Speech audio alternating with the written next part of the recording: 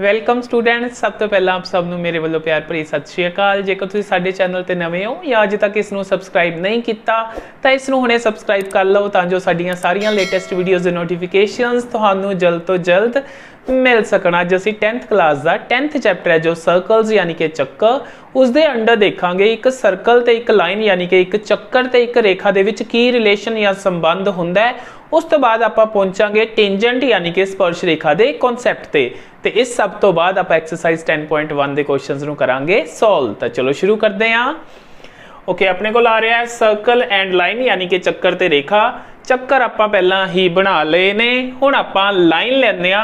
Line ਤੇ circle ਇੱਕ ਦੂਜੇ ਨਾਲ ਕਿਸ ਤਰ੍ਹਾਂ ਰਿਲੇਸ਼ਨ ਚ ਹੋਣਗੇ ਉਹ ਦੇਖਦੇ ਆ।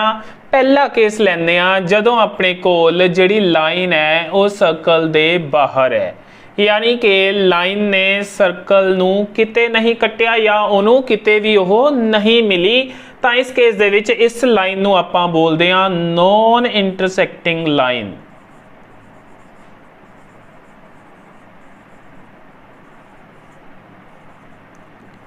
यानी कि जदों इन्हां दे विच कोई भी साझा बिंदु नहीं है, कोई साझा बिंदु नहीं। अगले केस ते आने आ, ये सी अपने कोल केस 1। दूसरे केस दे विच जिहड़ी लाइन है जेकर ओह सर्कल नूं एक जगह ते टच करके लंघ जाए, इस तरह सर्कल ते लाइन एक दूजे नूं एक पॉइंट ते मिलदे पए ने। आ इत्थे अपने कोल ओह पॉइंट होएगा, से यह P है तो लाइन ते सर्कल एक पॉइंट ते जिस केस दे विच मिलदे ने उस वाले केस दे विच जिहड़ी लाइन हुंदी है उस नूं सर्कल दी टेंजेंट यानी कि स्पर्श रेखा कहा जाता है, क्योंकि वह चक्कर नूं स्पर्श करके लंघ गई। सो इस केस दे विच एक पॉइंट कॉमन होएगा, 1 पॉइंट कॉमन। सो इस केस दे विच जिहड़ी लाइन होएगी वो होएगी tangent line,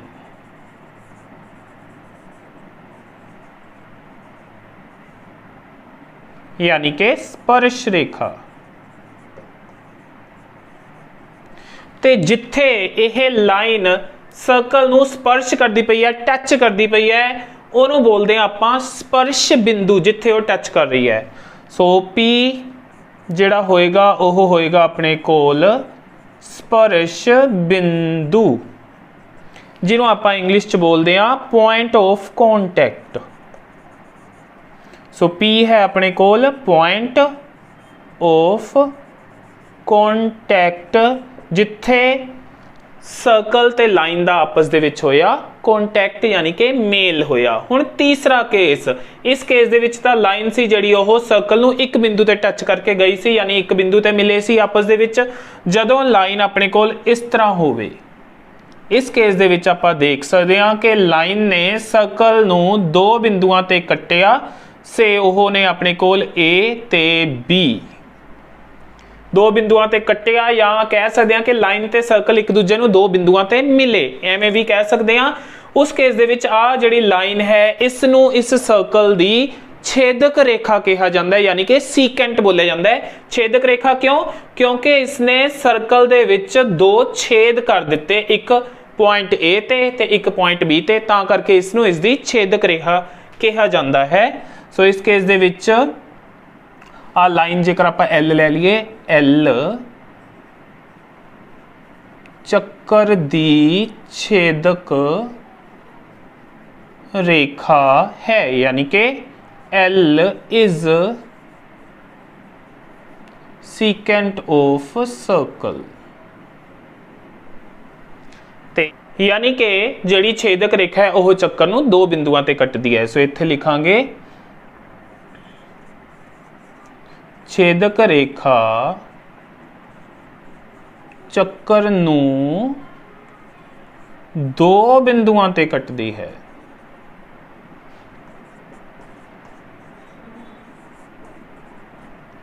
means secant intersects circle eight 2 points।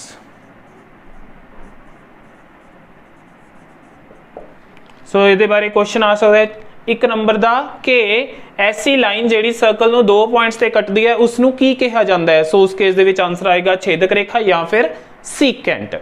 अगे गल करते हैं कि एक सर्कल नूं कितनियां टेंजेंट्स हो सकदियां ने या कितनियां स्पर्श रेखावां हो सकदियां ने। आपां देखदे हां कि जिहड़ा सर्कल है उहदे ते स्पर्श रेखा यानी कि टेंजेंट दे विच एक बिंदु हुंदा है कॉमन, एक पॉइंट कॉमन हुंदा है, या आपां ये कह लीए कि सर्कल दे उपर एक बिंदु ते उत्ते एक टेंजेंट हुंदी है। हुण आपां नूं पता है जिहड़ा सर्कल हुंदा है ओह अणगिणत बिंदुआं तो मिलके बनदा है यानी कि इनफाइनाइट पॉइंट्स तो मिलके बनदा है। किस तरह ਆਪਾਂ इस तरह नेड़े नेड़े नेड़े नेड़े बहुत सारे पॉइंट लैंदे आ फिर उन्होंने जॉइन करते हैं तो उत्थों अपने कोल कंप्लीट करके सर्कल बनता है। सो सर्कल जिहड़ा हुंदा है वह अणगिणत बिंदुआं तो मिलके बनता है, इनफाइनाइट पॉइंट्स तो मिलके बनता है। हुण जेकर एक पॉइंट दे उत्ते एक टेंजेंट आपां ड्रॉ कर सकते हैं तो इट मीनस सर्कल दे उत्ते जिन्ने इनफाइनाइट पॉइंट्स ने हर एक पॉइंट दे उत्ते एक टेंजेंट ड्रॉ कर सकते हैं यानी कि हरेक बिंदु ते एक स्पर्श रेखा खिंची जा सकती है। इसलिए आपां कह सकते हैं कि एक चक्कर दे उत्ते आपां अणगिणत स्पर्श रेखावां खिंच सकते हैं। सो इहदे बारे लिखते हैं infinite tangents can be drawn to a circle, यानी कि चक्कर ते अणगिणत स्पर्श रेखावां खिंचियां जा सकदियां हन।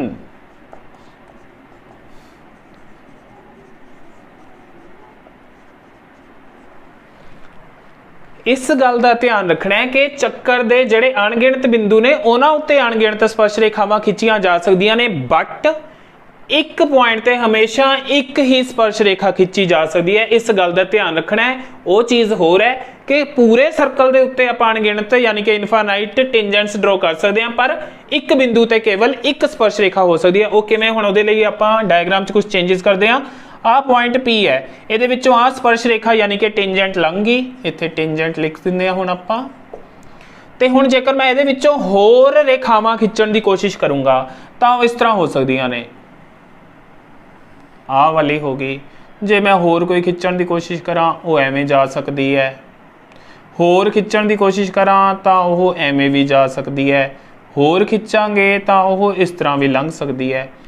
आपां देखते पे हाँ कि इन्हां विचों टेंजेंट तो सिर्फ एक है, बाकी दियां नूं देखिए जेकर इन्हां दे कोई नाम ले लीए L M N O तो आपां देखते हाँ L M N ते O ने जिहड़ियां इह सर्कल नूं कट के लंघियां दो पॉइंट्स दे उत्ते। इहदा मतलब कि L M N O इह तां सारियां बन गईयां इसदियां इस तरह दीयां छेदक रेखावां यानी कि सीकेंट्स।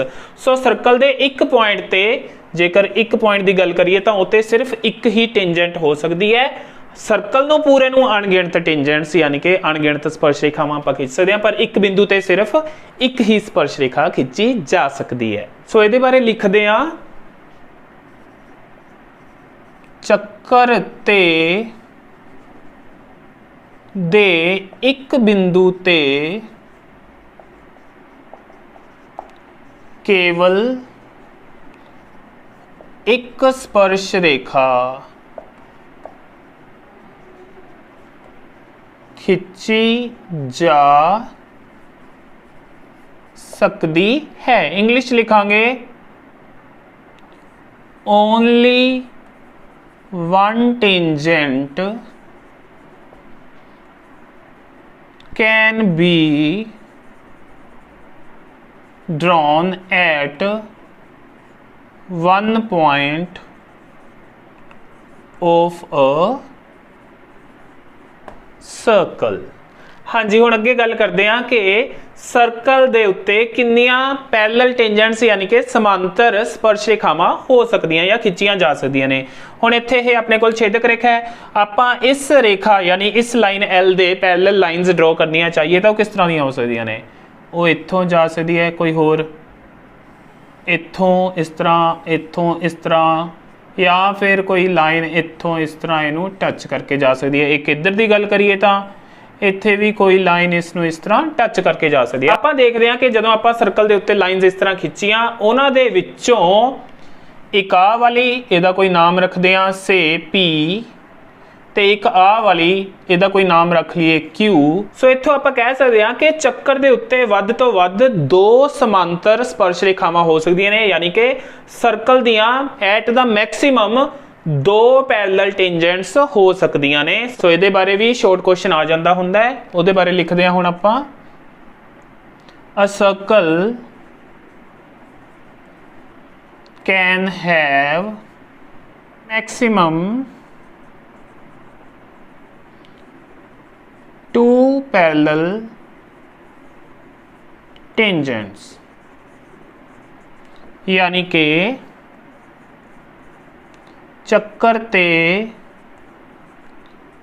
ਵੱਧ ਤੋਂ ਵੱਧ 2 ਸਮਾਂਤਰ ਸਪਰਸ਼ ਰੇਖਾਵਾਂ ਹੋ ਸਕਦੀਆਂ ਹਨ। ਸੋ ਇਸ ਸਾਰੀ ਇਨਫੋਰਮੇਸ਼ਨ ਤੋਂ ਬਾਅਦ ਹੁਣ ਆਪਾਂ ਸੋਲਵ ਕਰਦੇ ਹਾਂ ਐਕਸਰਸਾਈਜ਼ 10.1 ਦੇ ਕੁਐਸਚਨਸ ਨੂੰ।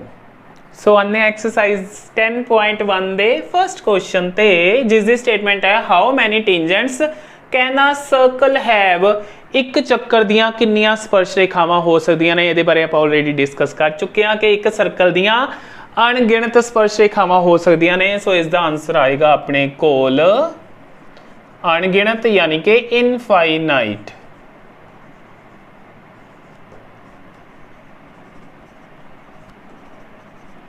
सो आने दूसरे क्वेश्चन ते, फिल इन द ब्लैंक्स है, जो कि फर्स्ट है ਉਹਦੇ ਵਿੱਚ blank, a tangent to a circle intersects it in dash points, ਜਿਹੜੀ ਸਪਰਸ਼ ਰੇਖਾ ਹੁੰਦੀ ਹੈ ਉਹ ਚੱਕਰ ਨੂੰ ਕਿੰਨੇ ਬਿੰਦੂਆਂ ਤੇ ਕੱਟਦੀ ਹੈ। ਆਪਾਂ ਗੱਲ ਕੀਤੀ ਸੀ ਸਪਰਸ਼ ਰੇਖਾ ਚੱਕਰ ਨੂੰ ਇੱਕ ਬਿੰਦੂ ਤੇ ਕੱਟਦੀ ਹੈ ਜਾਂ ਮਿਲਦੀ ਹੈ। ਸੋ ਇੱਥੇ ਆਏਗਾ 1 ਪੁਆਇੰਟ, ਯਾਨੀ ਕਿ ਇੱਕ ਬਿੰਦੂ। ਆਨੇ ਆ ਸੈਕੰਡ ਤੇ, a line intersecting a circle in 2 points is called, ਇੱਕ ਚੱਕਰ ਨੂੰ 2 ਬਿੰਦੂਆਂ ਤੇ ਕੱਟਣ ਵਾਲੀ ਰੇਖਾ, ਉਹਨੂੰ ਕੀ ਬੋਲਦੇ ਆ ਆਪਾਂ, ਉਹਨੂੰ ਬੋਲਦੇ ਹੁੰਦੇ ਆਪਾਂ ਛੇਦਕ ਰੇਖਾ, ਯਾਨੀ ਕਿ ਸੀਕੈਂਟ। ਸੋ ਇਸ ਦਾ ਆਨਸਰ ਆਏਗਾ ਸੀਕੈਂਟ, यानी के छेदक रेखा। अगले ते आने a circle can have dash parallel tangents at the most. एक चक्कर दे उत्ते आपां किन्नियां वध तों वध समांतर स्पर्श रेखावां खिंच सकदे हां ते इस दा आंसर सी अपने कोल 2। मैनू लगदा है कि तुहानू आंदा ही होएगा क्योंकि ये सारा कुछ आपां पहला डिस्कस कीता एक्सरसाइज सोल्व करन तो। ओके अगले ते आने आ फोर्थ ते जो कि लास्ट है। The common point of a tangent to a circle and the circle is called. हाँ जी वो बिंदु जेड़ा के टेंजेंट यानी स्पर्श रेखा ते चक्कर दे विच सांझा हुंदा है जिथे वो एक दूजे नूं मिलदे ने ओनू की बोलदे हैं आपां, ओनू बोलदे हुंदे आपां पॉइंट ऑफ कॉन्टैक्ट यानी कि स्पर्श बिंदु। सो इसदा आंसर आएगा पॉइंट ऑफ कॉन्टैक्ट यानी कि स्पर्श बिंदु। सो ये दूजा क्वेश्चन होया अपना कंप्लीट। आने थर्ड क्वेश्चन ते जो कि है a tangent P Q at point P of a circle of radius 5 centimetre. हाँ जी अपने कोल कोई चक्कर है जिसका अर्ध व्यास आपां नूं दिता होया है 5 सेंटीमीटर। यह उन्हें कह दिता। इस दे उपर किसी पॉइंट ते अपने कोल है कोई स्पर्श रेखा, वो आपां इत्थे पी लैके बना सकते हैं। आ होगी स्पर्श रेखा। Meets a line through the centre, केंद्र ओ दे विचों जाण वाली लाइन नूं मिलदी है एट पॉइंट क्यू। हाँ जी आ जिहड़ी लाइन है यह जिहड़ी केंद्र चों आंदी पई है यह स्पर्श रेखा ते केंद्र चों आण वाली लाइन ये आपस च पॉइंट क्यू ते मिलदियां ने। सच दैट ओ क्यू है 12 सेंटीमीटर। आ जिहड़ी लंबाई है अपने कोल यह है 12 centimetre. Length of P Q, तो पी क्यू की लंबाई कितनी होएगी ये आपां पता करना है। ओके आपां नूं पता है जिहड़ा अर्धव्यास ते स्पर्श रेखा आपस च हुंदे ने लंब, तो 90 डिग्री का एंगल हो जाएगा पी दे उत्ते। तो जिहड़ी ट्रायंगल होएगी एक समकोणी त्रिभुज होएगी यानी कि राइट ट्रायंगल होएगी। तो राइट ट्रायंगल दीयां दो साइड्स पता होण तां तीजी पता करन दे लई आपां पाइथागोरस थ्योरम अप्लाई कर सकते हैं। सो उस दे अकॉर्डिंग अपने कोल आएगा आह पी क्यू जो कि है आधार, इसका स्क्वायर एक पासे P Q square plus O P square ਤੇ ਦੂਜੇ ਪਾਸੇ ਕਰਨ ਦੀ 2 यानी कि हाइपोटेन्यूज स्क्वायर OQ स्क्वायर आ जाएगा। ये पाइथागोरस थ्योरम के थ्रू आएगा अपने कोल। वैल्यूज भरीए तो PQ की वैल्यू नहीं है, आप पता करनी है। प्लस OP स्क्वायर, OP है 5 उसका स्क्वायर, दूसरी साइड ते OQ 12 का स्क्वायर। सो PQ स्क्वायर आ जाएगा अपने कोल प्लस इत्थे नाल आ जाएगा 25, उधर 144। PQ स्क्वायर आ जाएगा, इनू उधर जाके सबट्रैक्ट करांगे 144 माइनस 25। सबट्रैक्ट करन तो बाद आपां नू मिल जाएगा 119। सो इत्थों PQ स्क्वायर आ गया अपने कोल 119। इधरों स्क्वायर हटावांगे तो उधर बन जाएगा अपने कोल रूट। सो PQ आ जाएगा वर्गमूल 119 सेंटीमीटर। सो PQ की ये लेंथ आएगी जो कि पई है अपने कोल चौथी ऑप्शन दे विच। सो डी ऑप्शन करैक्ट ऑप्शन होएगी इस क्वेश्चन दे लई। इस क्वेश्चन दे विच तां आपां नूं ऑप्शनस दे दित्तियां, पर यह क्वेश्चन बिना ऑप्शनस तो भी आ सकता है। डायरैक्टली स्टेटमेंट दित्ती होएगी ते आपां इन्हां तिन्नों लेंथ दे विचों कोई लेंथ जिहड़ी है वो पता करनी होएगी। सो आने हुण आपां फोर्थ क्वेश्चन ते ड्रॉ अ सर्कल। कोई चक्कर ड्रॉ करो या चक्कर खिंचो। And 2 lines parallel to a given line, एक दित्ती हुई रेखा दे समांतर 2 रेखावां खिंचणियां ने such that one is tangent and the other is secant to the circle. वो जड़ियां 2 रेखावां खिंचणियां ने उन्हां चों एक है जिहड़ी ओह टेंजेंट यानी कि स्पर्श रेखा होवे चक्कर दी, ते दूसरी होवे सीकेंट यानी कि छेदक रेखा। सो इहदे लई आपां डायग्राम ड्रॉ करदे हां। सो एक सर्कल हो गया अपने कोल उन्हां दे कहे अनुसार, ते उस तो बाद उन्हें क्या है कि एक लाइन दित्ती हुई है आपां नूं। आह लाइन आपां लै ली जिस दी ओह गल कर रहा सी कि तुहानूं दित्ती हुई है, इहनूं लै लैंदे आपां L। ये गिवन लाइन है, इहदे नाल लिख सकदे हां आपां गिवन लाइन। हुण इस दे समांतर यानी इस दे पैरेलल आपां 2 लाइन्स ड्रॉ करनियां ने, एक सीकेंट होनी चाहिदी है ते एक टेंजेंट। सो इस दे पैरेलल एक इत्थे खिंच सकदे हां, इहनूं आपां सीकेंट ले लांगे, नाल लिख देंगे सीकेंट यानी कि छेदक रेखा। आ गिवन लाइन यानी कि दित्ती रेखा, इहदा नाम ले लेंगे आपां M। ते एक जिहड़ी टेंजेंट होनी है वो इत्थे टेंजेंट ड्रॉ कर देंगे आपां सर्कल नूं।